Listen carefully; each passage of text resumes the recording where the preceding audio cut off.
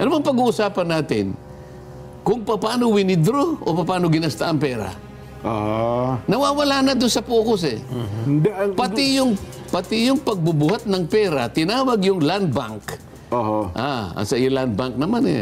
Hindi po kami... Bawal po kami tumulong dyan. Yung kasi namin, hindi po sinabi pwede. kasi nung isang staff na tinulungan naman po kami ng ano. Para pang pinalilitaw nila, hindi nyo winidraw kasi hindi nyo kayang buhatin. Ang sabi nung, nagpahiram lang po sila ng trolley, at isa po sa gwardiya, tinulungan lang naman po kaming magbuhat para maisampa po sa sasakyan. Dalawa po kami sasakyan ang ginamit namin. Aba, dumating ang land bank doon. Talagang pinagdiinan nila na... Hindi ay totoo. Hindi po ano yan. Bawal po sa amin yan. Sapagkat bawal po kanya sa simulain, ha? Humi po anya doon sa ano, bag, bawal po pala sa gwardiya yun. Teka muna nga ako. Ano ba ka ako yung kabawal-bawalan nga ako? Na halimbawa, tumulong ka man lang na nakikita mong hirap na hirap eh. Bigla ka lang umano na binigay mo yung isang kamay mo para lang makatulong. Napakalaki bang kasalanan yun? Diba? Sumingit naman yung... Yung kumari nyo? Hindi ko nga malaman kung kumari ko pa ito eh. Akala ko, kaya siya nag-intervene para suportahan ako. Ay, sabi. Pati ba naman yun, kakalabanin pa ako, kaya natawa ako sa kanya. Hindi po pwedeng gawin niya. Sapagkat alam mo, pag yung atensyon ng ano, inahati, baka mamaya may pumasok, may mang hold up, kasalanan ni ganito. Kasalanan ng gwardiya niya kung tinulungan yun eh. Ngayon, makakapagporma ngayon ng opinyon ng taong bayan. Ganito na ba talaga? Bakit ka mag-speculate na may mang-hold up? Ang sinasabi ko, nakita mo lang na nahihirapan, tapos gumanong ka lang ng konti. Bakit ba buong panahon mo ba, buong atensyon mo ba, buong lakas mo ba, ay ginamit mo para ikaw magbuhat nun, hindi tumulong ka lang na igano sa pag nahihirapan yung isa? Baka daw kasi may mawalang pera doon ko, ibintang sa gwardiya. Ang sinasabi natin, yung common experience, alam mo, Pilipinong ugali ka ako ito eh. Mas maniniwala ako doon sa sinabi niya, kaysa ka ako sa sinasabi mo, Madam, pasensya ka na. Sapagkat wala nga, o palagi mong naging bawal nga, tinatanong kita, bakit nga? Ganun po talaga. Naintindihan ko, ginawa mo. Paano nga? Hindi ka na ba makakapag-ano man lang yung nakikita mong medyo nagkakaano na, ginanon mo lang? Ang laking bagay ba? Kasi yung bangko pinupunta ko to, papayungan ka pa ko. Yung sasabihin ko eh. Bubuksan ka pa ng pinto na sasakyan. Kaya nga, sabi ko, ang ginamit ng halimbawa, nakita mo ba yung mga food chain na may mga... Meron ako nakikitang gwardiya. Naglilinis pa ng mesa kasi masyadong busy na yung mga waiter nila ganyan. Tama po. Pati yung mga pinggan, kinukuha nila, ilalagay na nila doon sa pinaglalagyan ng mga pinggan. Kung itong mga ito ay nakakapag-multitask, sapagkat alam nila yung sitwasyon eh. Totoo po. Maraming tao at wala namang panganib. So nakita niya nakakalat ang pinggan, nakakalat yung ganito, kahit gwardiya siya, ginagawa niya. Kayo po, bangko kayo eh. Kung inaakala po ninyo na inyong mga consumers po ay valuable clients. Yun naman. Yung ba namang, nakukuha ba ako ibigay, yung ba naman akong tinulungan mo lang na, siguro, split seconds lang. Ito naman sinasabi mong kumari ko. Pati mag-isip talaga, ano na eh. Talagang lahat, pagtutulungan na ako, huwag mo na sabihin, kumari lahat. Nakita mo ba yung kinasangkapan nila nung ako'y tanggalan ng ano, ng kumari ko din yun eh. Oo nga pala, yung nag-ano. Tingnan mo, pati kumari ko kinakasangkapan na nila. Talagang inisa na to eh. Talagang pikunan na to eh. Meron naman silang pwedeng utusan. Basahin mo to kanya na tatanggalin na si Kong Dante. Ay, teka muna. Huwag naman ako eh, kumpare ko yan eh. Totoo. Alam mo ikaw, Nelson, tatanggalin na si Jen. Siguro. Tatanggalin ka na rin sa programa, Jen. Pupunta ka na doon sa... Huwag na ako magbabasa nito. Ayoko na. Matagal ko na kasama niyan eh. Mario Joseph, nung mapanganak yan, nasa tabi ko eh. Yung bang ganun, hindi ba mapapansin ng tao yan? Ngayon, tinatanong, balikan natin. Bakit niya nasabi yun? nagkaroon siya ng emotional outburst na Ayun nga. wala na kaming kakampi dito eh. Minsan nasabi niya yun eh. At sa kamera po, nasabi Isipin niyo, mo, salita ni Dan Fernandez. Yung paglustay kanya. Ayoko na nga umano doon kasi nga pinag-iinitan na eh. Sa totoo lang, dapat di kami gumagamit na gano'n eh. Lalo na yung Franz Castro kung magsalita yun. Meron ng pag-uusga, may konklusyon. Hindi dapat ginagawa ng pagdinig namin yun. Kaya Di ba pala palagi sinasabi ko sa inyo Opo. yung called neutrality of an impartial judge? Sila pag nagsalita, pagkatapos ng interpellation, magkukonklud pa eh. May conclusion. Palaging ganun eh. May kasalanan na ka na hindi kaagad. dapat ginagawa yun. Kaya ang tanong ko sa COA, paano ngayon? Oo. Yung ibang parte ng katungkulan mo, ibinigay mo dito. Iba yung parametro nila, ibang standard dito. Yung sa inyo ay confidential, dito public. Hindi ba na-compromise itong mga papeles na to? Hindi ba na-compromise na ang confidentiality ng nature ng papeles na to? Paano kung halimbawa, yung resulta ng ginawa dito tsaka ginawa nyo ay hindi pareho? Ayun nga. Anong mangyayari? Basta kami po audit lang. Audit ka nga lang. Pero, ang katungkulan mo, ikaw lang. Ikaw lang. Binigay mo yung papel eh. The committee and yourself are using the same set of papers. The same reports. Bakit binigay mo? At ang punto nga, paano kung magkaiba nga yung naging desisyon? Meron ba yung naisagot na matino? Wala rin. Pwede kayo ma-impeach. Bakit? Impeachable official lang nga. Inamin mo na nga, kayo lang at kayo lang, wala ng ibang opisina na pinagbigyan ng karapatan, ng mandato na mag-audit, ikaw lang. Sabi ko pa nga, ang saligang batas natin ay siloso. Ikaw lang. Walang ibang parte ng gawain mo, responsibilidad mo na ibibigay mo sa iba. Pero hindi naman daw po kung makaka-impluwensya, kung ano man ang pasan ng Kamara, kung ano man ang pasan ng COA doon sa kanilang pagsusuri, pag-audit, sabi niya, i-stand naman daw niya kung ano desisyon ng COA. Yun ang kanyang pagmamatwid, di po ba? Yun ang sinasabi mo. Paano mo masasabing hindi ka mai-influensahan? Sige nga. Paano mo sasabihin na hindi ka mai-influensahan?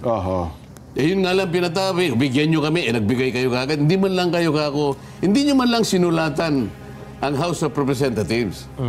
Sir, Madam, with all due respect, kami po naman ay nagpapasakop din sa inyo, pero alam po ninyo, kami po ang may tuntunin na ganito, na kahit na po sinabpinan nyo po kami, ay magmi-meeting muna po yung aming komisyon, ay kailangan pong pag-usapan po kung may bibigay po namin o hindi. Kasi iniisip po namin na baka nalilisya po kami kung gagawin po namin ito. Pwede po ba kanya na ipaalam muna namin sa aming commission proper pag-usapan mo? Hindi, nagbigay ka agad eh. Hindi daw po Kasi nire-recognize daw nila yung power of the force. Yun, hindi daw po nila matatanggihan yun. Kung kapag wala naman tatanggi sa power of the force. Ito yung pagbibigay ng budget, hindi pag-audit ang pinag-uusapan eh. Yung power of the force, kami ang magbibigay ng budget sa lahat ng opisina. Yun ang power of the force. Audit ang pinag-uusapan natin. Ano na naman ang i-connect mo na naman yung power of the force? Baka daw kasi hindi mabigyan ng pondo yung COA. Yun, sa takot nila. So, ang independence mo ngayon, nakukompromiso ka. Ayaw niyang aminin na hindi po kanya. Yun sinasabi mo. Bakit? Paano mo nalamang hindi ka makukompromise? Hindi ba pinag-uusapan? Kaya nga kayo independent constitutional body. Kailangan ay walang mag-i-influensya sa inyo. At walang makaka-influensya sa inyo sapagkat constitution na ang nagsabi. Kaya hindi kayo pwedeng dyan eh. Hindi kayo pwedeng takot-takutin. Hindi man pwedeng sabihin, hindi kayo namin kayo bibigyan ng budget. Hindi eh. Meron silang fiscal autonomy. Totoo po. Kung ano yung hiningi nila, mapipilitan kang ibigay yan. Independent, para hindi mo pwedeng takutin, para hindi mo pwedeng influensyahan. Bahala na kayo kung kayo matatakot sa sarili nyo. Kasi ako dyan ko, kapag kakaalam ko, minsan, dalawa lang ahensya na natatakutan ng Congress eh. COA at saka Ombudsman. Di ba? Paano naman yung iba? Sari-sari namang mga paglabag kasi yung nakikita sa kanila, di ba? Kaya ayaw magtanong pagka-ombudsman. Ay, nako. Ba't ko tatanungin yan? Kung balikan ako niyan. Ako lang ang nagtatanong eh. Meron pa nga akong 2 bills tungkol sa COA. Alam mo bang hindi lang na-schedule sa takot ng chairman? Ganun po. Meron ako. Meron akong dalawang bills. Opo. Na yung pag-audit, kailangan pagka lumampas ka ako ng 2 taon at hindi ka nakapag-audit, kalimutan mo na yan. Kasi nga, isipin mo 10 taon na. Samantalang ikaw, Nelson, nagsilbi ka lang 3 taon. Pagkatapos hindi ka na congressman, wala ka ng papeles. Yes. After 10 years, at Tsaka saka kayo kanilang audit. itatawagin, bubulat-lating ka. Nahabol ka ngayon, no? Paano naman? Late na. So sila, kahit anong oras kang ipatawag, Pwede, dapat. So, pero kayong batas, ang panukala, hihintayin nila. They will take all their sweet time. Sabihin na, after 10 years, saka ipatatawag si Nelson Dubao. So sabi ko, hindi, ilagay natin sa ano. Ayun nga. 2 years. Para sa ganun, andun po yung dokumento mo. Hindi pa nawawala. Minsan hindi na-schedule eh. Yung chairman takot na takot eh. Opo, delikado. Ano ba akong problema mo? Pasensya ka na boss, wala nang ano, kesyo ganyan eh. Wala tayong kwarto, wala tayong ganito, wala tayong quorum, wala tayong... Lahat na lang ng katwiran sinabi para maiwasan lang na dinggin yan. Kasi nga naman, kung makuha ka naman siya, di nakipaliwan Pero na ako ganun. humarap ako, minsan na-schedule lang minsan yan. Hinarap ko silang lahat eh. Ako laban sa lahat. You and me. Against the world. Yung isa pa, sabi ko, bakit kayo palaging post-audit? Ayun nga. Ayan, isa pang malaking issue yan, Kong, ha? Pagkatapos sabi ko, ito, nakalimutan ko, pero hindi ko nagkakamali, Section 33. Opo. Yan ha. Nung kanilang State Audit Code of the Philippines. Ito ay Presidential Decree 1445 eh. Nakalagay doon. Ang COA kanya ay merong responsibilidad na i-prevent. Prevention eh. I-prevent, sabi niya, yung IUEEU. IUEEU? Alam mo yung IUEEU? Hindi ko alam. Nelson, EU. Batar. EU. EU. Minsan narinig ko na yan. Di ko lang maalala kung pinaliwanag nung taga-COA eh. Para makapagsalita naman si Nelson. Baka sabihin mo, hindi na kita binibigyan ng Hindi, okay na. Nakapagpapahinga ako. IUEEU. Pagka nandito ko, puro pahinga na lang ito eh. Wala. Kasi kailangan ma-prevent ka niya ang mga paggastos na kinategorize nating IUEEU. Ayan. Hindi ganun ang pero yung sustansya ganun. Okay, opo. So pag sinabi mong prevention, Mapigilan, di ba? kailangan, bago mangyari, meron kang action para ma-prevent eh. Pero pag ikaw ang ginamit mo ay post-audit, tapos na yung program, tapos na yung project, tapos na yung aktibidad, at saka kapapasok, sabi mo, nalustay ang pera. Ayun. Tapos na-prevent mo ba?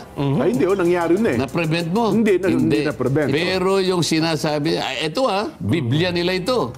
Pag sinabi mong Biblia, State Code. ito yung pinakadokumento, maliban sa saligang batas, ito ang kanilang pinagsasaligan ng kanilang lahat ng karapatan at gawain at tungkulin.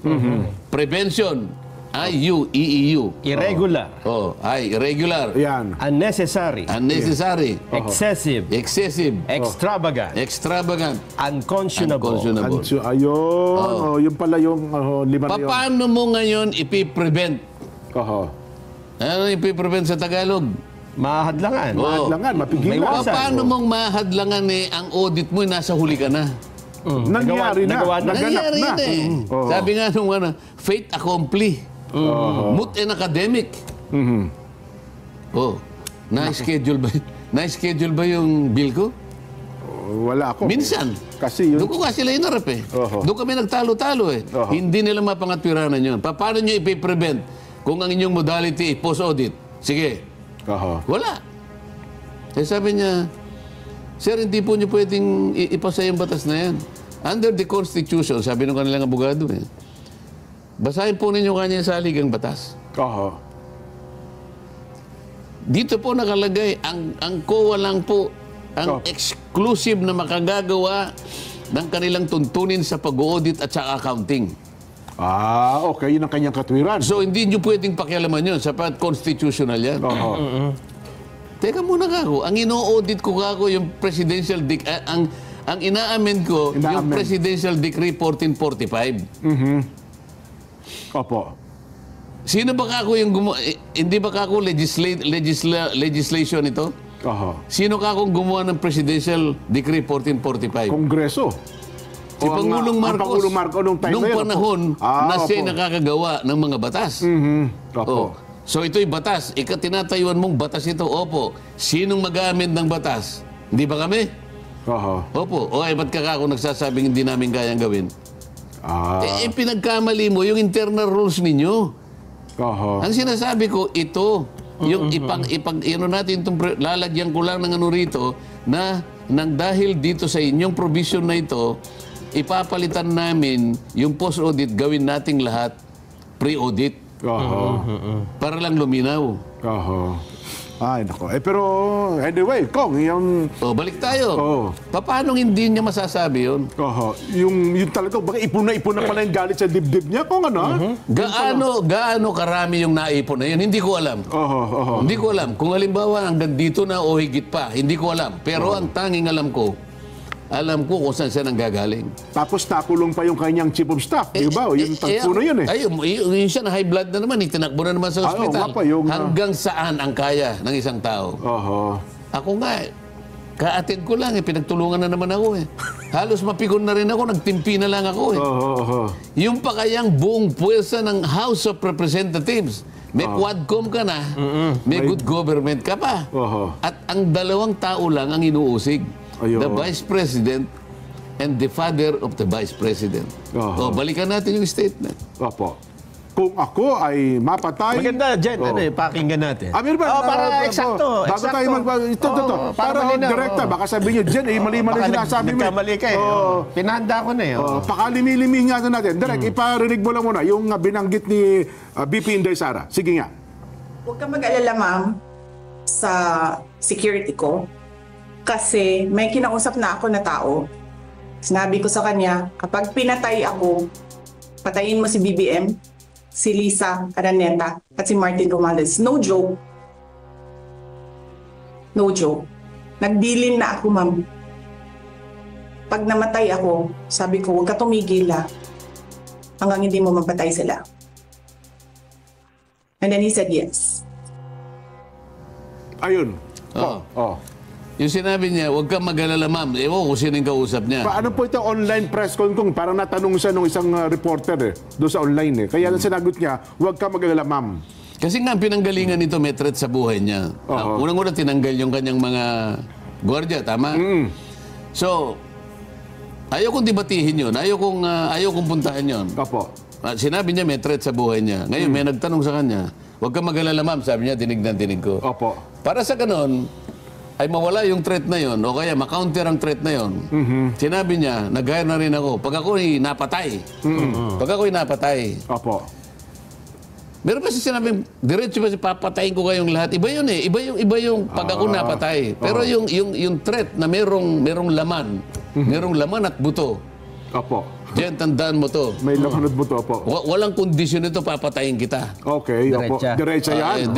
Diretso yun eh. Oo. Kaya sinasabi ko, emotional outburst ito eh. Aha. Sa nangyayaring struggle, sa nangyayaring, baka naman sabihin, kinakampihan ko na, ina-analyze natin din. Totoo, Anong totoo. pinanggalingan ito? Oo.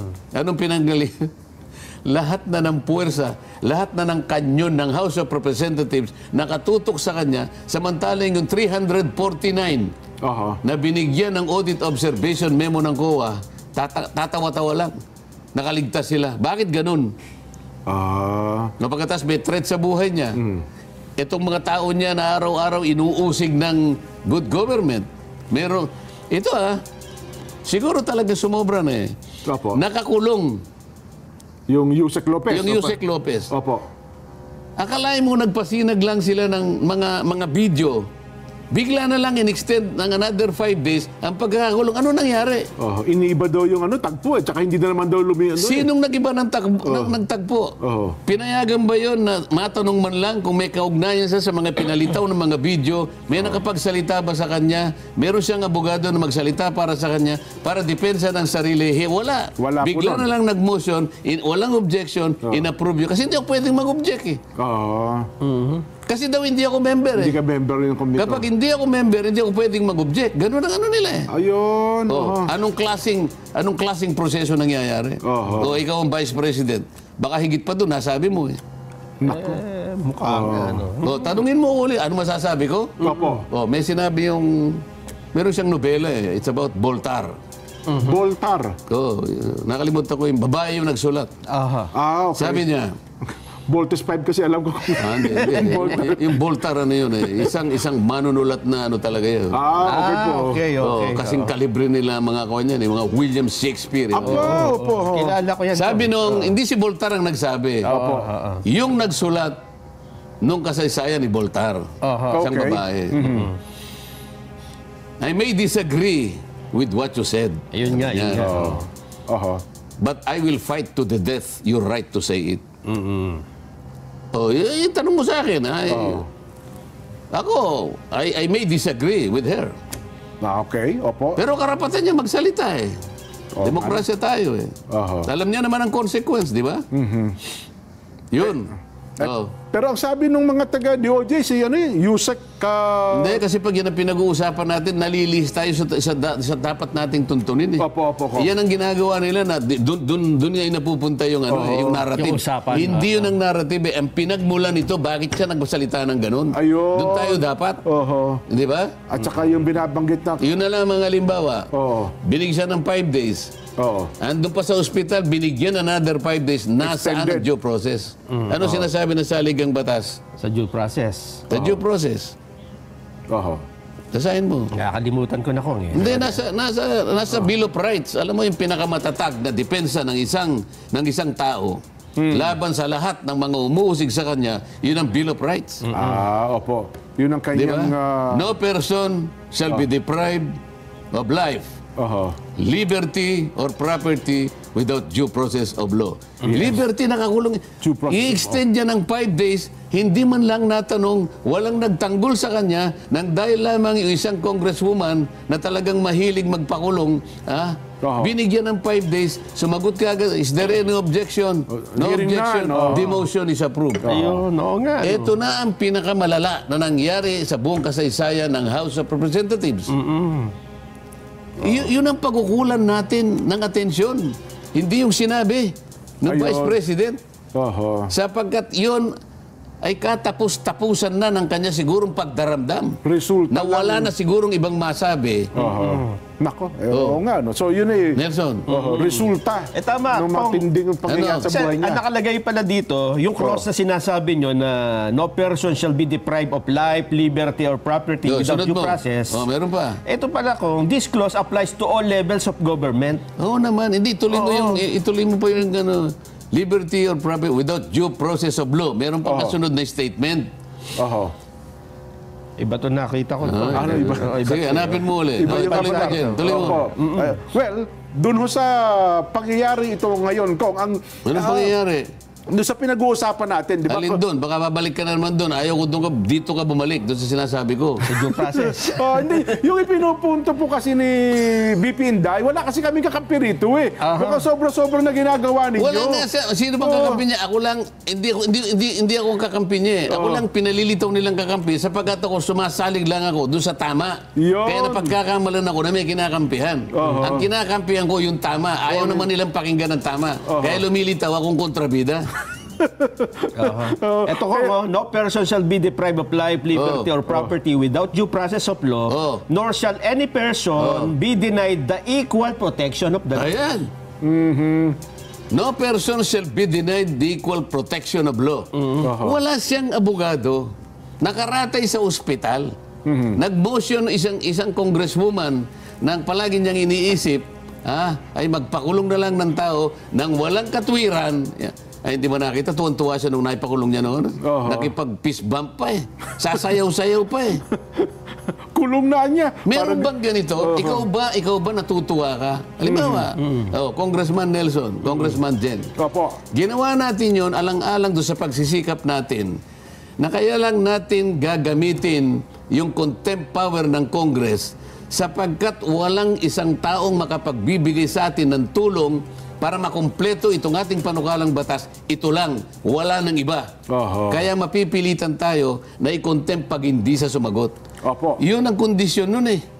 Yun pala, doon pala ginagamit ang Kailangan contempt power. nakasalalay sa impormasyon na makukuha mo para makumpleto yung panukalang batas na iniisip natin. Wala tayong mapagkukunan. Isa lang. Walang iba. Yan ang sinasabi ng ating jurisprudence. Hindi. Hindi ko ikatutuwa yung ako'y makapagpakulong ng isang tao. Hindi. Sila nakita eh. Tuwan-tuwa na sasayaw-sayaw pang ganyan eh. Diyan mo makikita ano yung nasa puso nila. Yun ang pag-usapan natin. Nalilihis tayo sa ano eh. Ang palagi, anong sinabi? Anong masasabi mo sa sinabi ni Vice President? Akala mo naman eh. Kasi nga naman ko, alam nyo, hindi nyo maalis sa taong bayan. Nag-react kasi ang buong gobyerno eh. Doon sa statement na yun. Pati nga police, NBI, AFP. Sabi ko sa inyo, pati barangay, pati opisyal ng barangay gusto mag-react eh. Doon sa statement na yun. Parang ganun ho, kalaki yung impact. Gustong mag-react kasi hindi nila alam ang pinangyarihan. Pero kapag nalaman nila ang pinangyari, kamukha ng ating pinag-uusapan ngayon, ipagkikibit-balikat yun eh.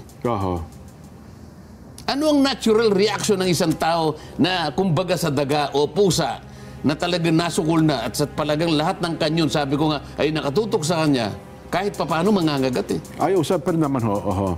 Tama o hindi? Totoo po yun. Yun natural, dagalang ang pinag-uusapan natin eh. Opisina ng Vice President, pero she feels helpless. The office of the Vice President is under siege. Ano sasabihin niya? Pati yung kanyang kapersonal na kapakanan. Ang tatay niya, ang tatay niya na dating Pangulo ng Republika ng Pilipinas is the subject matter of the Quadcom. Kaya pala paulit-ulit yung sinasabing, Your Honor, please, wala kasi kaming kakampi rito eh. Walang Hindi siya tinatanong. Ang tinatanong yung mga niya, nandun lang siya nakupo. Tapos yung paglustay po ng salapi. Alam mo na sabi niya, alisin niya naman po niya. Pero strike out niya, tama. Sinang-ayun na naman. At bigla sumang-ayong kagad yung isa. Alam niyang mali eh. Pero sinasabi niya. Di lalo na yung mga conclusive part ng mga, bago sila matapos ng ano. Mr. Chair, nakita po ninyo. Dahil po sa kanilang mga ganyan, napatunayan, muli po nating napatunayan. Ang hindi makatwirang paggamit po ng ganito, ng ganyan. Yung lahat ng conclusion na yun, dapat wag mong isali doon. Yan ang linyada ng mga makabayan black congressmen. Diba? Nakikita mo pagka yung aking legal issue, merong abogado doon. Ayaw sumagot sa akin.